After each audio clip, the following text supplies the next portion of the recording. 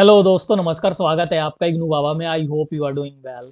दोस्तों, आज की इस वीडियो में मैं इग्नू बीएड एडमिशन 2024 के बारे में डिस्कस करने वाला हूं। वीडियो में मैं कंप्लीट डिटेल में एडमिशन प्रोसीजर के बारे में बात करूंगा, इग्नू बीएड के एलिजिबिलिटी क्राइटेरिया के बारे में बात करूंगा और इग्नू बीएड के एडमिशन के लिए एप्लीकेशन फॉर्म कब रिलीज होने वाला है इसके बारे में भी बात करूंगा। तो वीडियो को स्किप मत करना, पूरा कंप्लीट वीडियो देखना। इग्नू बीएड के बारे में आपके जितने भी डाउट्स हैं वो क्लियर हो जाएंगे। तो चलिए शुरू करते हैं। सबसे पहले दोस्तों मैं बात करता हूँ इग्नू के बारे में। इग्नू का फुल फॉर्म है Indira Gandhi national open university. ये एक ओपन यूनिवर्सिटी है। यहाँ पर स्टूडेंट्स को रोजाना विजिट नहीं करना पड़ता है स्टडी सेंटर या कॉलेज में। घर पर बैठकर आप अपनी पढ़ाई को कंप्लीट कर सकते हैं और बीएड के स्टूडेंट्स के लिए एक आइडियल प्लेस है, क्योंकि वो अपने प्रोफेशन के साथ अपने मतलब टीचिंग करियर के साथ साथ अपनी बीएड को भी कंप्लीट कर लेते हैं। ठीक है, तो अब मैं बढ़ता हूँ इग्नू बीएड के इसेंशियल कंपोनेंट की तरफ। इसमें जो मिनिमम ड्यूरेशन है वो 2 साल का है। आपको पता होगा जो बीएड के लिए आइडियल ड्यूरेशन है वो 2 साल का है। ठीक है, लेकिन आपको इग्नू मैक्सिमम ड्यूरेशन यहाँ पर प्रोवाइड करता है 5 साल का। अगर आप 2 साल में अपनी बीएड को कंप्लीट नहीं कर पाएंगे तो ये आपको 5 साल का टाइम फ्रेम देगा। 5 साल के अंदर आपको अपनी बीएड को कंप्लीट करना पड़ेगा। ठीक है, अगर मैं कोर्स फी के बारे में बात करूं, यानी कि इग्नू बीएड की फी कितनी है, तो वो है 55,000। ये जो फी है वो चेंज होती रहती है। ये जो फी इन्होंने मतलब लिया था स्टूडेंट से 55,000, ये 2023 एडमिशन के लिए लिया था।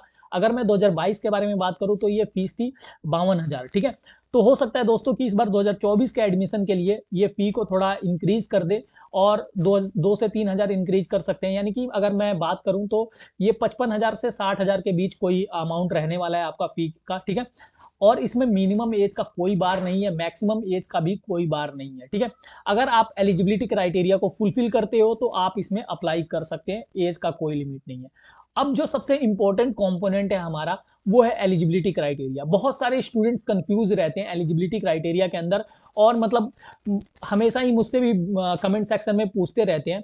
तो मैंने सोचा एलिजिबिलिटी क्राइटेरिया को बहुत ही एक्सटेंसिवली कवर करूंगा मैं।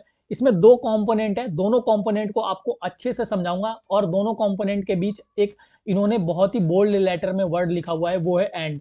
यानी आपको पार्ट ए और पार्ट बी दोनों को ही फुलफिल करना होगा एलिजिबिलिटी क्राइटेरिया के तौर पे। ठीक है, तो पार्ट ए में बहुत ही सिंपल चीज दी है दोस्तों।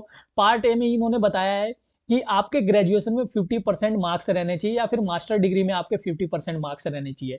तो जनरली हम बीएड के लिए अप्लाई करते हैं तो अपने ग्रेजुएशन के बाद करते हैं। हो सकता है कि कई स्टूडेंट मास्टर के बाद अप्लाई करें तो उनके मास्टर में भी 50% रहने चाहिए। अगर कोई स्टूडेंट ग्रेजुएशन बेस पे अप्लाई कर रहा है तो उसके ग्रेजुएशन में बैचलर डिग्री में 50% मार्क्स होने चाहिए। और ये बैचलर डिग्री आपके किसी भी स्ट्रीम से हो सकती है जो हमारे मेजर स्ट्रीम है, जैसे साइंस हो गया, सोशल साइंस हो गया, कॉमर्स हो गया, ह्यूमैनिटीज हो गया।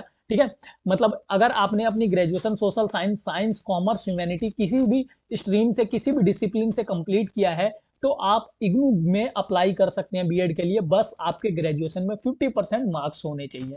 आई होप दोस्तों आपको क्लियर होगा। ठीक है, 50% मार्क्स यहाँ पर रहने चाहिए आपके बैचलर डिग्री में। अगर कोई स्टूडेंट इंजीनियरिंग या टेक्नोलॉजी स्पेशलाइजेशन से है तो उसके साइंस और मैथमेटिक्स में एटलीस्ट 50% मार्क्स होने चाहिए। ठीक है, बहुत सारे स्टूडेंट मैंने ऐसे देखे हैं जिन्होंने अपनी इंजीनियरिंग कंप्लीट कर रखी है, वो भी बीएड के लिए अप्लाई करते हैं। कई बार ऐसे केस देखे हैं मैंने। तो अगर कोई इंजीनियरिंग बैकग्राउंड से है तो उसको 55% मार्क्स शो करना पड़ेगा अपने इंजीनियरिंग में। ठीक है, तभी वो अप्लाई कर सकता है इग्नू बीएड के लिए। आई होप आपको पार्ट ए कंप्लीट डिटेल में समझ में आ गया होगा। ठीक है, अब मैं पार्ट बी की तरफ चलता हूँ। जो सबसे मेजर कंफ्यूजिंग पार्ट है वो पार्ट बी है। बहुत सारे स्टूडेंट्स को यहाँ पर ही प्रॉब्लम आती है, तो मैंने यहाँ पर एक और आपके लिए मतलब मटेरियल तैयार कर रखा है। उसमें जो इसके दोनों ही फर्स्ट कंपोनेंट और सेकंड कंपोनेंट है, उस दोनों के मतलब जितने भी वर्ड टू वर्ड एक्सप्लेनेशन है वो मेरे पास अवेलेबल है। तो सबसे पहले मैं चलता हूँ मतलब पार्ट फर्स्ट के तरफ। इसमें बताया गया है पार्ट बी में the following categories are eligible to be student of BEd ODL. ODL का फुल फॉर्म है ओपन डिस्टेंस लर्निंग। ठीक है, कंफ्यूज नहीं होना। फर्स्ट पार्ट में बताया गया है trained in service teacher in elementary education. अब देखिए यहाँ पर मैं पार्ट ए को एक्सप्लेन नहीं करूंगा क्योंकि पार्ट बी को पहले एक्सप्लेन करूंगा, तभी आपको पार्ट फर्स्ट समझ में आएगा पार्ट सेकंड के बाद। ठीक है, पार्ट सेकंड में बताया गया दोस्तों कि candidate who have completed NCTE recognized teacher education programme through face to face mode. I hope आपको समझ में आ रहा होगा मैं क्या बोल रहा हूं। Candidate who have completed NCTE recognized teacher education programme through face to face mode. देखिए, ये टीचर एजुकेशन प्रोग्राम जो है वो डिफरेंट डिफरेंट काइंड के होते हैं। जो फेमस है वो डीएलएड है। आपने डीएलएड के बारे में सुना होगा, डिप्लोमा इन एलिमेंट्री एजुकेशन। यानी कि मतलब मैं यहाँ पर teacher education program different different type के होते हैं, लेकिन जो सबसे बड़ी संख्या है वो है डीएलएड वालों की। अगर आपने अपनी डीएलएड कंप्लीट कर रखी है NCTE recognized face to face mode के थ्रू एक एनसीटीई रिकॉग्नाइज्ड इंस्टीट्यूशन से, तो आप एलिजिबल है। अब देखिए, आपको ये लग रहा होगा कि मैंने तो NCTE recognized face to face mode. अब देखिए, फेस टू फेस मोड क्या है? फेस टू फेस मोड का मतलब है रेगुलर, यानी कि आपने रोजाना विजिट किया है अपने क्लास में, आपने अपने टीचर के साथ, आपने अपने क्लासमेट के साथ इंटरेक्ट किया है, ठीक है, सामने बैठकर पढ़ाई की है, घर पर बैठकर पढ़ाई नहीं की है। जैसा इग्नू है वैसे किसी इंस्टीट्यूशन से आपने अपनी डीएलएड को नहीं कंप्लीट कर रखा है, ठीक है। तो आपको समझ में आ रहा होगा कि फेस टू फेस मोड क्या है, ठीक है। अब देखिए, इस वाले 5th पॉइंट में बहुत ही अच्छे से एक्सप्लेन किया गया है कि NCTE recognized face to face teacher education program क्या क्या है। टीचर एजुकेशन प्रोग्राम एक बहुत ही ब्रॉड टर्म है दोस्तों। इसके अंदर बहुत सारे मतलब हमारे कंपोनेंट आते हैं, बहुत सारे मतलब प्रोग्राम आते हैं, जैसे कि डीपीएससी है, डीएलएड है, और बीएलएड है, बीएड, एमएड, डीपीईडी, बीपीईडी, एमपीईडी और विजुअल आर्ट, परफॉर्मिंग आर्ट, ऐसे बहुत सारे डिग्रीज हैं जो कि टीचर एजुकेशन प्रोग्राम के में आते हैं। लेकिन जो बड़ी संख्या है, बड़े संख्या में जो स्टूडेंट्स आते हैं जिस प्रोग्राम से, वो डीएलएड है। तो यहाँ पर आप डीएलएड से फेमिलियर होंगे, ठीक है। तो अगर आपने अपनी डीएलएड एक एनसीटी रिकॉग्नाइज्ड, एनसीटी क्या है? National council for teacher education, जो एक गवर्निंग बॉडी है जो इंडिया के टीचर एजुकेशन प्रोग्राम को गवर्न करती है, उसके द्वारा आपके इंस्टीट्यूशन को सर्टिफिकेट मिल रखा है कि हाँ भाई, आप face to face mode teacher education program को चला सकते हो, रन कर सकते हो, अगर आपने किसी ऐसे इंस्टीट्यूशन से रेगुलर मोड में अपने डीएलएड को कंप्लीट कर रखा है, तो आप एलिजिबल है। अब मैं एक्सप्लेन करता हूं कि trained in service in elementary education ये क्या है। ट्रेंड इन सर्विस टीचर, देखिए, what is the meaning of in service elementary teacher. इसमें बताया गया एज पर एफएक्यूज, यानी कि जो फ्रीक्वेंटली आस्क्ड क्वेश्चन है, जो कि एनसीटी इंडिया के वेबसाइट, जो एनसीटी जिसके बारे में मैंने अभी बात किया, जो ऑर्गेनाइजेशन है जो इंडिया के टीचर एजुकेशन प्रोग्राम को गवर्न करती है, उसके according in service teacher means who is employed as a teacher in elementary school और एलिमेंट्री स्टेज और एजुकेशन, ठीक है। यानी कि कोई ऐसा टीचर, कोई ऐसा इन सर्विस टीचर जो कि एलिमेंट्री स्कूल में इंप्लॉयड है, यानी एलिमेंट्री स्कूल में वो काम कर रहा है, वो उसको जॉब दी गई है एलिमेंट्री एजुकेशन में, वो इन सर्विस टीचर का मतलब क्या है कि वो सर्विस में है, अभी पढ़ा रहा है, वो करंटली पढ़ा रहा है, ठीक है। मतलब वो पढ़ा चुका है ऐसा भी नहीं है, ना ही वो पढ़ाएगा ऐसा भी नहीं है, पढ़ा रहा है, मतलब प्रेजेंट की बात हो रही है यहाँ पर, ठीक है। In service teacher means who is employed as a teacher in elementary school और elementary stage of education. Elementary school आपको पता ही होगा, जो प्राइमरी है, ठीक है। Trained teacher means a person who has completed a NCT recognised teacher education programme through face to face mode. कहने का मतलब यह है दोस्तों कि अगर कोई अपने डीएलएड को रेगुलर मोड से एनसीटी रिकॉग्नाइज्ड इंस्टीट्यूशन से कंप्लीट करेगा, तभी वो ट्रेंड इन सर्विस टीचर बन पाएगा, ठीक है। आई होप आपको क्लियर है। तो अगर आपने डीएलएड कंप्लीट कर रखा है, तो आप एक मतलब इन सर्विस टीचर के बनने के कैपेबल हैं। बहुत सारे जो स्टूडेंट है, वो मतलब जो कैंडिडेट है, वो पढ़ाते भी हैं स्कूल में। तो ऐसा नहीं है कि अगर आप इन सर्विस टीचर हो, मतलब टीचर नहीं हो, तो आप इसमें अप्लाई नहीं कर सकते। ये बहुत बड़ा कंफ्यूजन है स्टूडेंट्स का। बहुत सारे स्टूडेंट मेरे पास इसी को लेकर आते हैं दोस्तों, ऐसा नहीं है।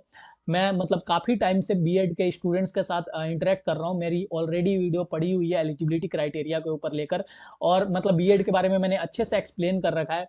बहुत सारे स्टूडेंट्स हैं जो इस टाइम इग्नू बीएड में पढ़ रहे हैं, जो मेरे साथ कॉन्टैक्ट्स में है। मेरा ग्रुप भी है और चैनल भी है, उस पर टेलीग्राम पे आप जाकर उसको देख सकते हैं, वहाँ पर ऑलरेडी स्टूडेंट है, उनसे भी आप पूछ सकते हैं, जो मतलब जो काफ़ी टॉप रैंक के साथ उन्होंने क्लियर किया है इग्नू बीएड के एंट्रेंस एग्जाम को। तो मैं आपको सीधे और सरल शब्दों में ये बताऊं कि अगर आपने अपने बैचलर डिग्री को कंप्लीट कर रखा है 50% मार्क्स के साथ, और आपने अपने डीएलएड को कंप्लीट कर रखा है रेगुलर मोड से और एनसीटी रिकॉग्नाइज इंस्टीट्यूशन से, तो आप इग्नू बीएड के लिए एलिजिबल है। जरूरी नहीं है कि ट्रेंड मतलब इन सर्विस टीचर हो, आप ट्रेंड तो हो आप, लेकिन जरूरी नहीं है कि आप प्रेजेंटली में पढ़ा रहे हो तभी आप इसमें अप्लाई कर सकते हो, नहीं अगर प्रेजेंट में आप कहीं एम्प्लॉयड नहीं हो तो भी आप इसमें अप्लाई कर सकते हैं। ये मैं आपको फुल गारंटी के साथ बता रहा हूँ, ठीक है। इसमें एक रिजर्वेशन भी है, 5% मार्क्स का मतलब रिजर्वेशन मिलेगा, मतलब रिलैक्सेशन मिलेगा उनको जो ST SC OBC non creamy layer या PWD कैंडिडेट है, as per central government rule. State government का रूल नहीं चलेगा। बहुत बार क्या होता है कि कोई कास्ट सेंट्रल लिस्ट में वो मतलब ST है और वो क्या कहते हैं स्टेट लिस्ट में ST है ही नहीं, कोई कास्ट सेंट्रल लिस्ट में OBC है और स्टेट लिस्ट में OBC नहीं है। कई बार होता है कि स्टेट लिस्ट में तो OBC है लेकिन सेंट्रल लिस्ट में OBC है ही नहीं, ऐसा भी होता है। तो आपको ये देखना होगा कि आपका जो मतलब कास्ट है, मतलब जो आपका कैटेगरी है वो सेंट्रल गवर्नमेंट के लिस्ट के अकॉर्डिंग होना चाहिए, क्योंकि जो इग्नू है वो सेंट्रल गवर्नमेंट की यूनिवर्सिटी है। इसमें कश्मीरी माइग्रेंट्स और वॉर विडोज के लिए भी रिजर्वेशन है 5% का, as per government rule. Normally ये 5% ही देते हैं आपको। आई होप दोस्तों आपको यहाँ तक क्लियर हो गया होगा अच्छे से कि इग्नू बीएड की एलिजिबिलिटी क्राइटेरिया है। मैंने यहाँ पर फीस भी डिस्कस कर लिया है, मिनिमम ड्यूरेशन भी डिस्कस कर लिया है। एडमिशन का प्रोसीजर आपको बता देता हूँ। जनरली क्या होता है कि इग्नू बीएड में एडमिशन के लिए एंट्रेंस टेस्ट देना होता है आपको, ठीक है। एंट्रेंस कम एडमिशन फॉर्म रिलीज होता है, उसमें आप फॉर्म फिल करते हैं। फॉर्म फिल करने के बाद आपको एक दिन जाकर एग्जाम देना होता है। एग्जाम देने के बाद आपके मतलब मार्क्स आते हैं, ठीक है। मार्क्स आने के बाद कट ऑफ लिस्ट आती है। कट ऑफ लिस्ट आने के बाद मतलब तब आपका एडमिशन प्रोसीजर आगे बढ़ता है, ठीक है। मेरिट लिस्ट आती है। मेरिट लिस्ट में आता है कि किस किस स्टूडेंट का एडमिशन होने वाला है। तो जो एंट्रेंस एग्जाम के लिए फॉर्म रिलीज होते हैं वो नवंबर में ही रिलीज होते हैं। पिछली बार नवंबर में रिलीज हुए थे, तो इस बार भी मतलब मुझे पूरी आशा है कि नवंबर में फॉर्म आपके रिलीज हो जाएंगे। अभी आज मैं जो वीडियो रिकॉर्ड कर रहा हूँ ये 12 नवंबर है, ठीक है। दीपावली का दिन है, सभी को दीपावली की हार्दिक शुभकामनाएं, ठीक है। तो क्या कहते हैं कि जो हमारा फॉर्म है वो नवंबर के एंड तक रिलीज हो जाएगा, क्योंकि पिछली बार भी यही हुआ था। तो आप तैयार रहिए। आप जो मैंने यहाँ पर एलिजिबिलिटी क्राइटेरिया बताया उसके लिए जो भी आपके मतलब जो फुलफिल करना है वो आप पहले से ही उसको तैयार रखिए, ठीक है। एंट्रेंस टेस्ट के बारे में मैंने बता ही दिया कि एंट्रेंस टेस्ट के लिए आपको एप्लीकेशन फॉर्म फिल करना होता है, जो कि नवंबर के एंड तक आपके पास आ जाएगा, ठीक है। और क्या कहते हैं जब आप एंट्रेंस टेस्ट के लिए एग्जाम फॉर्म फिल कर देंगे उसके बाद आपको एंट्रेंस देना होगा, फिर आपका एडमिशन प्रोसीजर आगे बढ़ेगा। साथ साथ मैं आपको इन्फॉर्म करता रहूंगा। इसके अलावा दोस्तों मैं आपको ये बताना चाहता हूँ कि इग्नू बीएड के लिए मेरा चैनल वन स्टॉप सॉल्यूशन है। मैंने आपको बताया कि इग्नू बीएड को मैंने एक्सटेंसिवली कवर किया है। आप देख सकते हैं इग्नू बीएड की प्लेलिस्ट है जिसके बारे में मेरे चैनल पे अवेलेबल है, जिसमें मैंने इग्नू बीएड के एक एक छोटे छोटे पॉइंट्स को मैंने कवर किया है, ठीक है। तो आप उस प्लेलिस्ट को जाकर देख सकते हैं। और इस वीडियो में मैंने लगभग सभी टॉपिक्स को कवर कर लिया है। फिर भी अगर आपके कोई डाउट्स रहते हैं तो आप मुझसे डायरेक्टली ट्विटर पे कनेक्ट हो सकते हो, और जिसमें बहुत सारे स्टूडेंट कनेक्टेड हैं और रोजाना मुझसे क्वेश्चन पूछते रहते हैं। आपको क्या करना है, सिंपली मेरे ट्विटर इस हैंडल को ओपन करना है। इसका लिंक आपको इस वीडियो के डिस्क्रिप्शन बॉक्स में मिल जाएगा। और इस फर्स्ट वाले ट्वीट को जिसको मैंने पिन कर रखा है, ये इग्नू बीएड से मतलब इग्नू से रिलेटेड है। इसके रिप्लाई सेक्शन में आप आकर मुझे कोई भी क्वेश्चन पूछ सकते हो। इसमें इग्नू बीएड से रिलेटेड, इग्नू से रिलेटेड मैं यहाँ पर इंफॉर्मेशन पोस्ट करता रहता हूँ, ठीक है। तो चैनल को सब्सक्राइब कर दीजिए, और मेरा टेलीग्राम चैनल भी है उसको भी आप सब्सक्राइब कर सकते हैं। उस पर भी मैं इंपॉर्टेंट इन्फॉर्मेशन पोस्ट करता रहता हूँ। थैंक यू दोस्तों।